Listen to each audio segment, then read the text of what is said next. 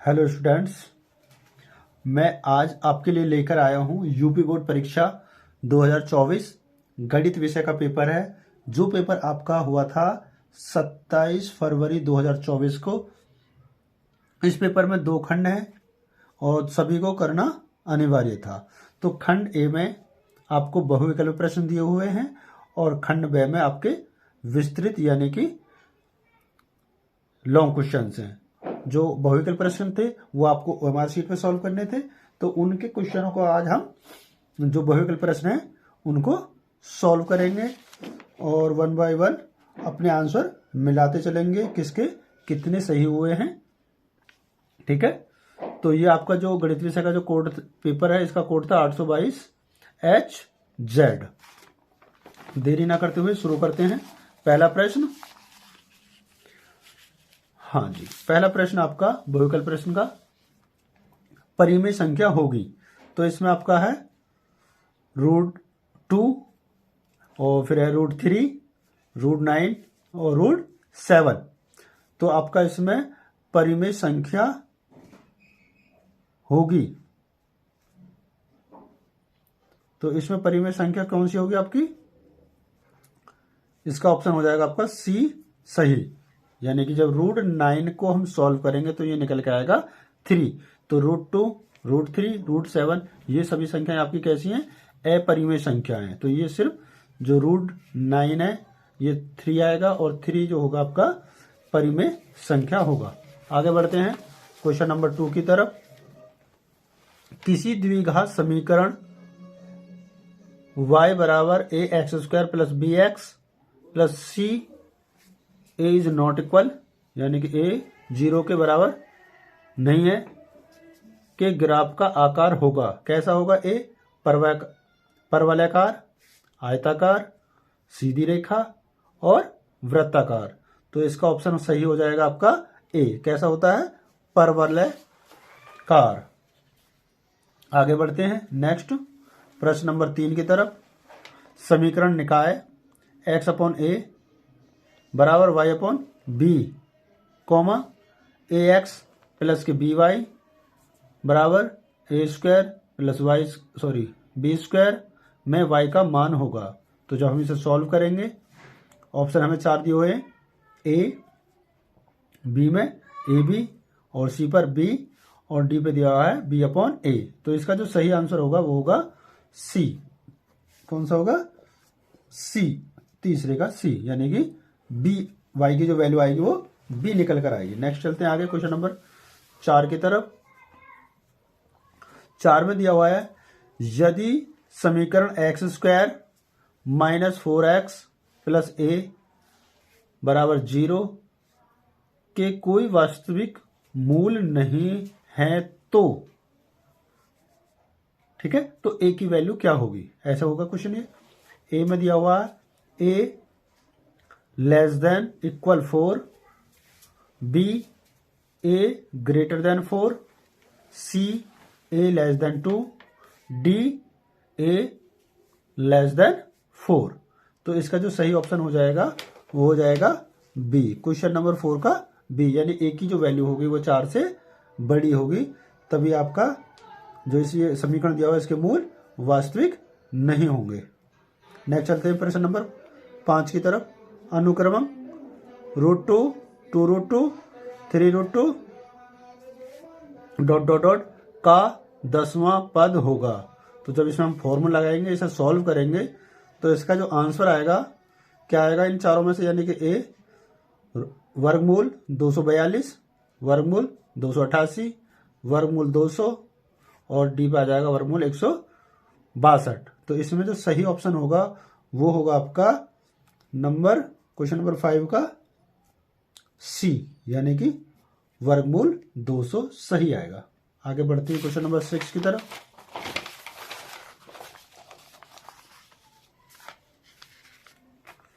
आगे बढ़ रहे हैं, क्वेश्चन नंबर 6 है, निम्नलिखित सारणी का माध्य होगा।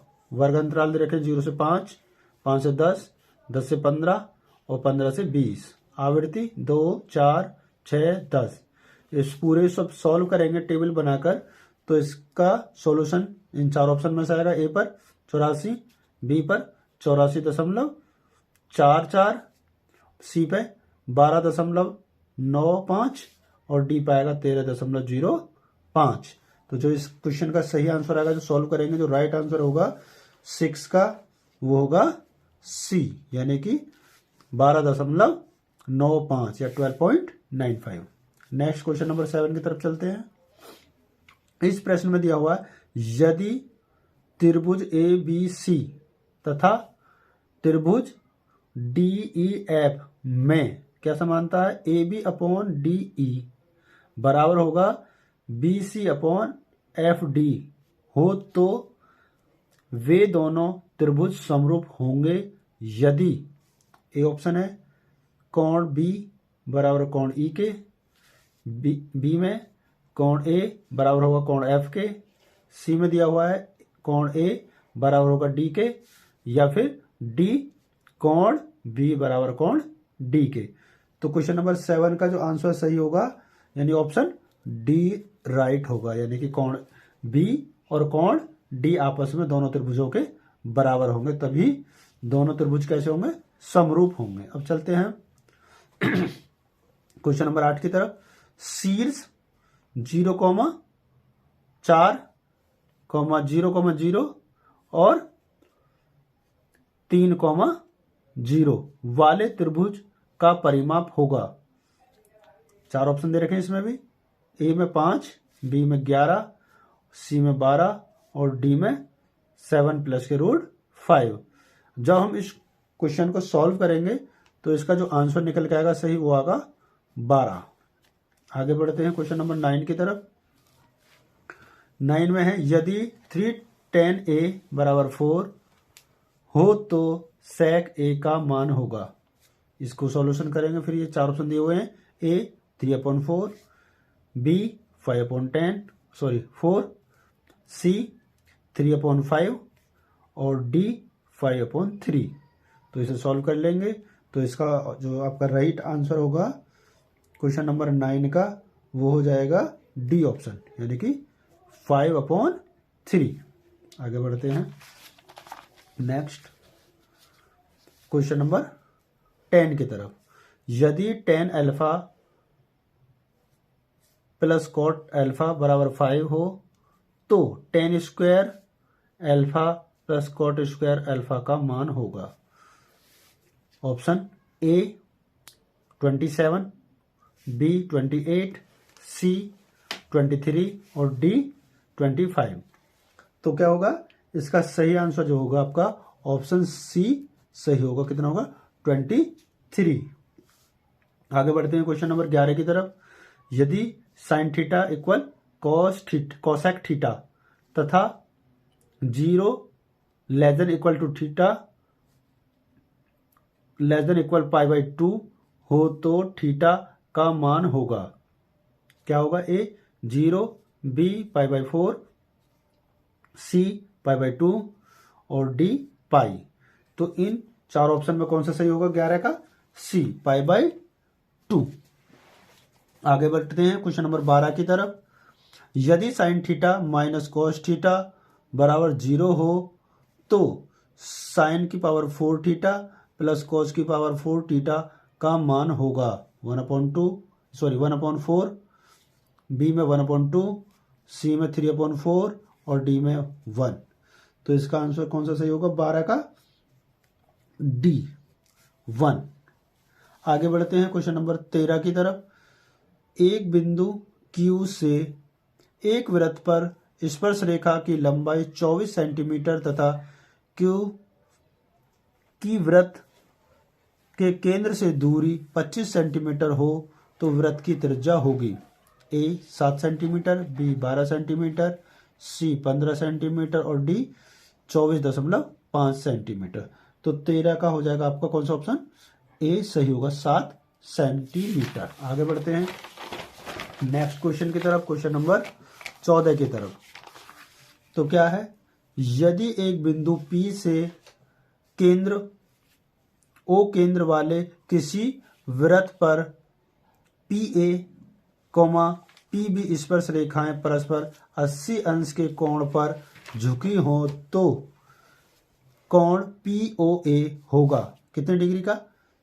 40 डिग्री का, 50 डिग्री का, 70 डिग्री का, 80 डिग्री का। तो कितने का होगा? इसका ऑप्शन सही हो जाएगा 14 का बी, यानी कि 50 डिग्री या अंश का। आगे बढ़ते हैं क्वेश्चन नंबर 15 की तरफ।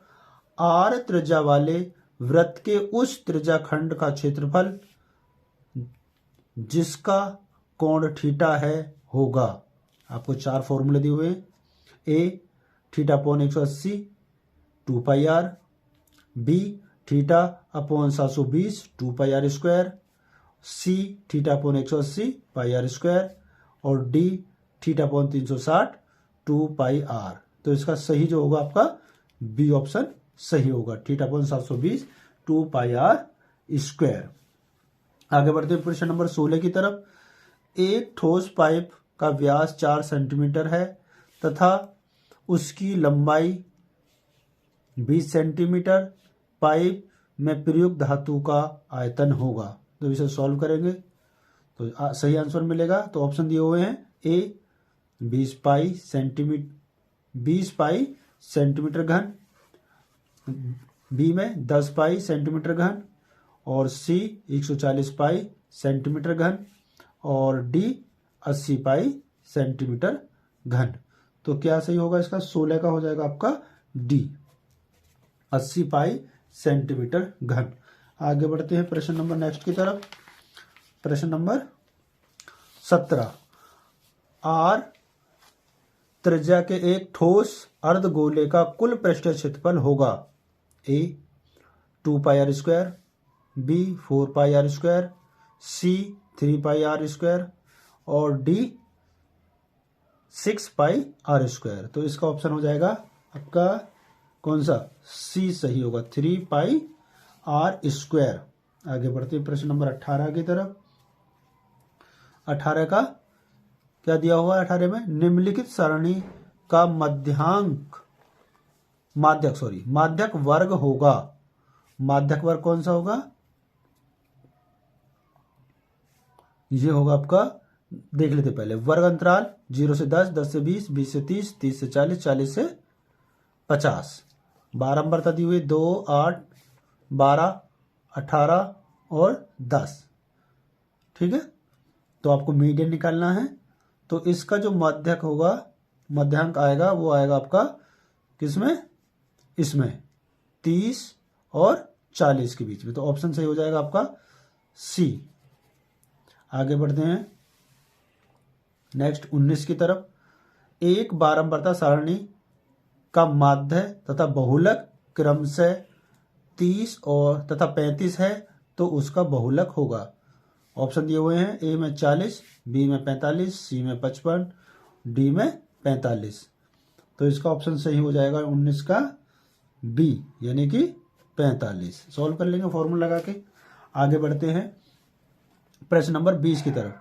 यदि एक घटना निश्चित रूप से घटती है तो उसकी प्रायिकता होती है। ए 3/4, बी 1/2, सी 0 और डी 1। तो इसका ऑप्शन कौन सा सही हो जाएगा? 1। ठीक है, तो इस तरीके से आज हमने ये आपका जो मैथ का पेपर है उसके 20 बहुविकल्प प्रश्नों को सॉल्व करा है। और आगे नेक्स्ट वीडियो में हम पूरे पेपर को सॉल्व करेंगे। जो हमने अभी 20 बहुविकल्प प्रश्न किए हैं, अभी सिर्फ हमने इनका जो सही ऑप्शन था वो देखा है। और नेक्स्ट वीडियो में जिसमें आपका ये पूरा पेपर रिटन में सॉल्व करके मैं आपको दिखाऊंगा, तो उसके लिए आप PPS कॉमर्स चैनल को सब्सक्राइब करेंगे। और इसके साथ साथ आपके 12th क्लास के और 10th क्लास के जो बाकी पेपर हैं उनका भी मैं सॉल्यूशन लेकर आऊंगा नेक्स्ट वीडियो में। तो उसके लिए आप चैनल को सब्सक्राइब और लाइक और कमेंट्स करते रहें। Thank you for watching.